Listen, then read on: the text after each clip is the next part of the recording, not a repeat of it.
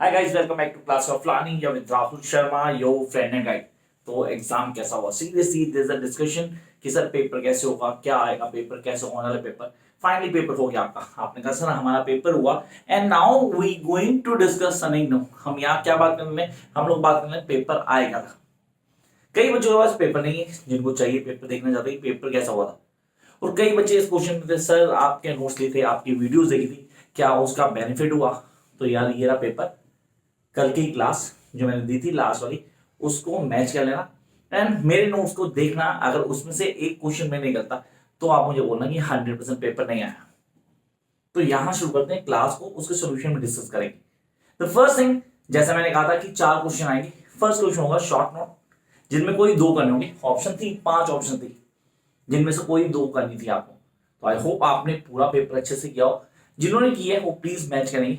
अब आपने कैसे किया है, क्या चेंजेस है, and I really want you guys to have at least 70 to 80 in your mark sheets. Let's start the class. The first question हमारे पास आया short note. Sir cardinal vowel in English. अभी कार्डिनल वॉवल कौन से होते हैं? Basically reference करता है उन वॉवल्स को जो यूज करते हैं कौन? फोनेटिशियंस। सर ये फोनेटिशियंस कौन होते हैं? जो लैंग्वेज के साउंड को स्टडी करते हैं। The sound that is being produced by language are known as the cardinal vowels. Sir वो आपने चार्ट बनाया था, उस चार्ट में नोट्स में you must seen that cardinal vowels, उसकी पूरी डिटेल दी गई है, उसको डिफाइन करना था। अब यहाँ पे उसको डिफाइन करेंगे पहले, फिर आपने उसका एक एग्जांपल दिया होगा, then you guys going to give description. I hope कि आपने ऐसे ही किया होगा। This is the easiest and the most expected question जो हमने बोला था cardinal vowel. Then I will come to the next one, that is non finite clause. अब ये नॉन फाइनाइट क्लॉज कौन से होते हैं? सर डिपेंडेंट क्लॉज होते हैं। डिपेंडेंट दो दिन एम्बॉडेड, मतलब आपने बोला सर फाइनाइट क्लोज किया, देन नॉन फाइनाइट क्लोज किया, उसके कॉन्सेप्ट क्या थे? इसमें एग्जांपल देते हैं। सर रिप्रेजेंट करते हैं किसी स्टेट को, अ स्टेट और अ इवेंट, किसी चीज के होने को। मैंने कहा I am going to the market to buy something, मैंने आपको उसका एग्जांपल दिया। ऐसे कई सारे एग्जांपल आप लोगों ने दिए होने चाहिए एग्जाम में। अगर आपने आप किया है नॉन फाइनाइट क्लॉज, क्लॉज को भी पूरा डिटेल में आपके नोट्स में थे। Next come to the question, difference between code mixing and code switching. यार इसकी वीडियो भी देखी होगी आप लोगों ने, वीडियो बाकी सबकी भी है। तो आपने कहा code mixing, code switching. Code mixing एक या दो से ज्यादा लैंग्वेज को मिक्स करना बात करते हुए कोड मिक्सिंग। कोड स्विचिंग जब हम क्या करते हैं, फेस चेंज करते हैं, will go to another language, हम चेंज करते हैं, शिफ्ट करते हैं। Code switching. अब आपने कहा कोड मिक्सिंग, कोड स्विचिंग, उसकी पूरी एक्सप्लेनेशन डिटेल नेक्स्ट टाइम दोबारा आंसर मांग जाएगा आपको। Then the dualistic view of language. So language ना dualistic view कहता है, हम ना dualistic. It is something according to the atmosphere or the scenario, और हम अपना style change करते हैं. It is actually about the style of the language. So याद है आपने dialect, register और style पढ़ा था। उस style में हमारे पास dualistic आता है। Style क्या होता था? Style होता था variety. The people, different people have different way to speak a language. कई लोगों को बोलते हैं सर आपकी पिच बहुत ज्यादा खराब है, हमें समझ नहीं आती। कई कहते हैं सर हमें इसको ओ स्लो करके बोला जाए तो क्लियर होता है। सर आप ना वर्ड्स को स्किप कर देते हैं। तो सर सब pitch, everybody have their different pitches. अब उस पिच को कैसे यूज करते हैं? Dualistic view of the language और style. Speech community, what does mean speech community? I need not mention, इतनी बात तो मैं एक्सप्लेन कर चुका हूं स्पीच कम्युनिटी को। तो आई होप आपने ये वाला क्वेश्चन तो बहुत इजी किया होगा। दोबारा काम जो पॉइंट मैंने कहा था कि ये जो शॉर्ट नोट वाला क्वेश्चन ना, इसको लास्ट में अटेम्प्ट करना।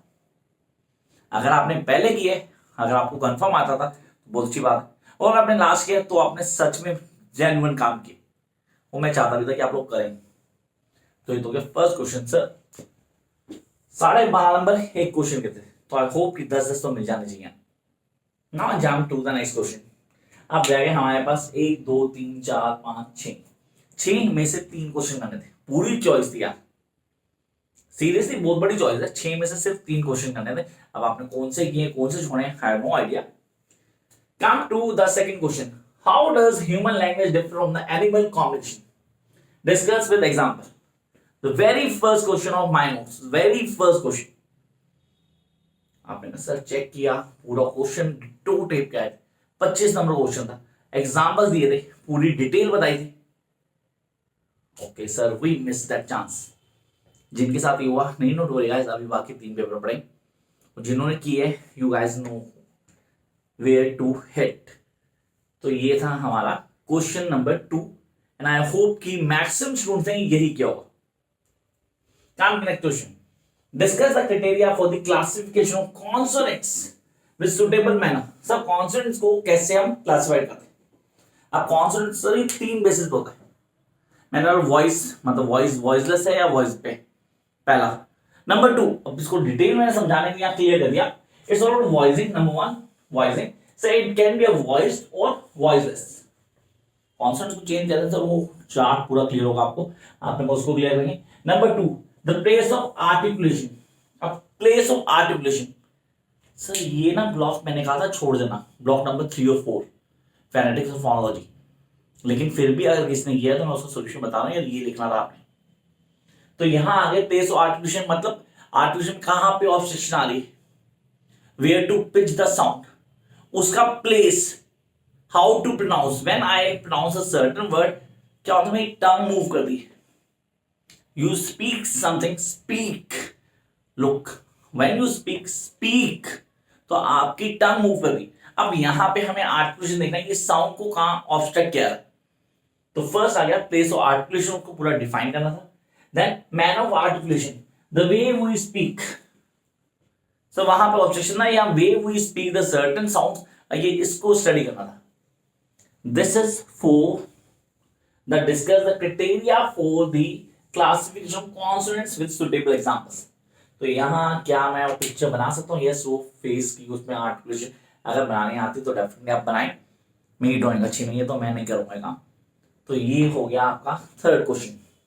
तो मैंने कहा था भाई ये क्वेश्चन नहीं करना, तो मैं इसको काउंट नहीं कर रहा। तो अभी तक 2 ही क्वेश्चन हुआ आपके। Jump to the next question, what is intonation? ये मैंने कहा था करना है 100%, मैंने कहा था कल की क्लास प्लीज देख लेना यार सारे।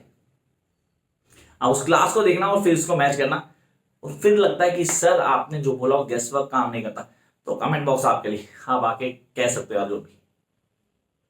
तो यहां आया व्हाट इज इनोटेशन। पहला इनोटेशन के इसकी वीडियो को देखो यार, मैंने पूरी वीडियो बताई थी, इसमें इसके टाइप्स, इसके क्या सर फंक्शंस भी बताए थे। क्वेश्चन में वही हमारे next part, what are the function of intonation in English, given a suitable example. तो इनोटेशन बताऊंगा मैं। इनोटेशन क्या होता है? Pitch that we use while speaking English language somebody of the other languages. Here our pitch goes on upside or downwards, sometime up and down, sometime down and up. तो सारी चीजें सब वो क्या होता था, rise and flow and rise, सारे situation. Then will going to give the functions. 3 function थे, पूरे फंक्शन मैंने डिटेल में बताए थे। आई होप आपने देखे वो इस क्वेश्चन को पूरा टिप पे गया होगा। तो हो गए कितने क्वेश्चन? 3 हो गए सर हमारे, फर्स्ट, सेकंड, थर्ड। तो ये क्वेश्चन थे मेरे हिसाब से जो मैंने कल आपको बोले थे, जो आपने अटेम्प्ट करने थे। थर्ड वाला मैंने खुद कहा था थर्ड और फोर्थ लोग छोड़ देना है, कोई जरूरत नहीं। तो आते हैं फोर्थ क्वेश्चन में, examine the process of coining the word formation English. अब बड़े सारे स्टूडेंट परेशान हो गए, coining the word, invention, word formation में नए वर्ड्स, सब पूरा आंसर था आपके पास। पूरा आंसर नोट्स मैंने दिया होता, back formation, prefix, suffix, coupling, blending, पूरा ऑन टिप होना चाहिए आपको।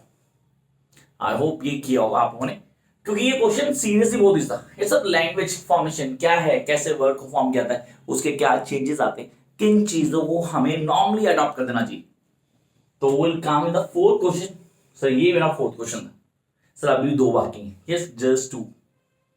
Those who are really watching the video कि यार पूरा कॉन्सेप्ट होना चाहिए, तो मैं सारे बताऊंगा यार। अगला तो और भी easy. Can I consider the impact of foreign learner effect in second language acquisition? Second language acquisition. Again कल की वीडियो फिर मुझे बोलने की जरूरत नहीं है, दैट द नोट्स सारे आंसर हैं वहां। तो आपने कहा सेकंड लैंग्वेज एक्विजिशन, सर ये तो पूरा 25 नंबर का आंसर उसने बनवा दिया, जब उसने बोला इसे एज में डालो, सेक्स से थ्रू, इंटेलिजेंस, एप्टीट्यूड एंड एटीट्यूड। इन 5 पॉइंट्स को 1 बाय 1 एक्सप्लेन करूंगा, then I am going to at least 20 plus in this particular answer. तो चॉइस वाला क्वेश्चन ये भी हमें आता था। Now will come to the very last question and I hope कि ये तो ऑन टिप था सबको। क्यों? Sir what are the different varieties of English all over the world. Sir different varieties कितनी सारी, शुरू करता हूँ सर ब्रिटिश इंग्लिश शुरुआत उन्होंने की दिया सर, अमेरिकन इंग्लिश डोमिनेंट है, then Austrian English the fastest English, sir Indian English दुनिया में सबसे ज्यादा बोली जाने वाली लैंग्वेज इंडियन इंग्लिश है। इंग्लिश में वैरायटीज की बात करूं सर है तो बहुत सारे, अफ्रीकन भी सर और भी है, स्पेनिश भी, अब स्पेनिश इंग्लिश तो उसकी चेंज कराऊंगा। तो यहाँ पे हमने कहा सर इनको कैसे क्लियर कर सकते हैं, कौन से कॉन्सेप्ट से, ये सारी की सारी चीजें ऑन थी। तो this is your answer for paper aspects of language. I hope कि आपने जो सोचा था बिल्कुल वैसे ही हुआ। अब फिलहाल जैसा हुआ पेपर नहीं हुआ, I really have no idea. तो यार गाइस अब टाइम आ गया कि अगले पेपर से तैयारी करनी। तो आई थिंक कि जिन्होंने नोट्स लिए हुए थे और जिन्होंने वीडियोस फॉलो की थी उनका पेपर सीरियसली बहुत अच्छा हुआ, and those who just followed my videos वो भी सारे आंसर दे पाए। बाकियों के लिए ऑल द बेस्ट गाइस। अब पेपर है, उन पे स्टडी करते हैं।